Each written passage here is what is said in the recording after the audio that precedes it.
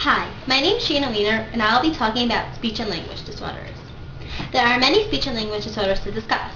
Some are exclusive to speech, while others are related to language, but many times they go hand in hand.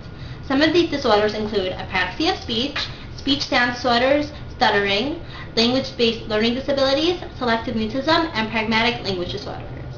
Each of these disorders has its own specific causes, while some have unknown causes or some have a variety of causes. Some of the characteristics include, for apraxia of speech, no cooing or babbling as an infant, first words are late and there may be missing sounds, few different consonant and vowel sounds, and problems combining sounds. Speech sound disorders are when there's problems with articulation, which is making sounds, substituting sounds for others, leaving sounds off words, and adding or changing words. For example, wabbit with a W instead of rabbit with an R.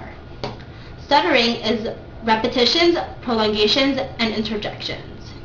Language-based learning disabilities is when there's difficulty with age-appropriate reading, writing, spelling, grammar, and vocabulary. Selective mutism is when there's a failure to speak in specific social situations in which there is an expectation for speaking, such as at school.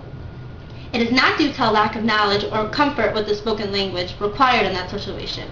It is not due to communication disorders, such as stuttering, and it does not occur exclusively during the course of pervasive developmental disorders, schizophrenia, or other psychotic disorders. Pragmatic language disorders is saying inappropriate or unrelated things during conversations, tells stories in a disorganized way, and has little variety in language use. Assessment for these disorders. There are many standardized tests that can be used to assess the various speech and language disorders.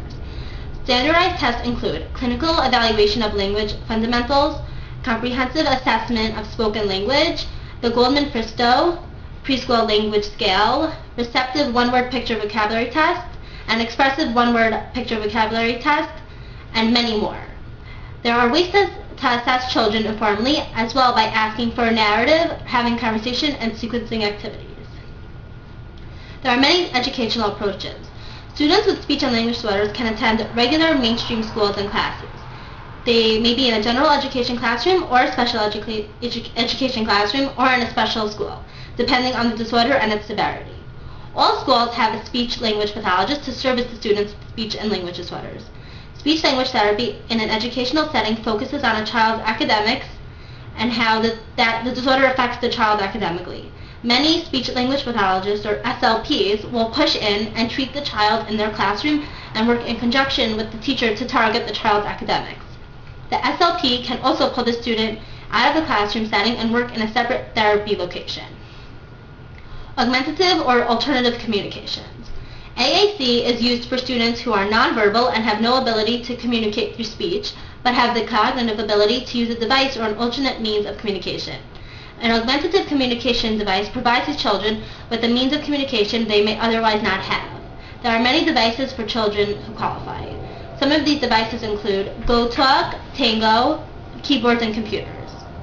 Alternate means of communications are picture exchange communication system and communication boards. That's it for today on speech and language disorders. Thank you.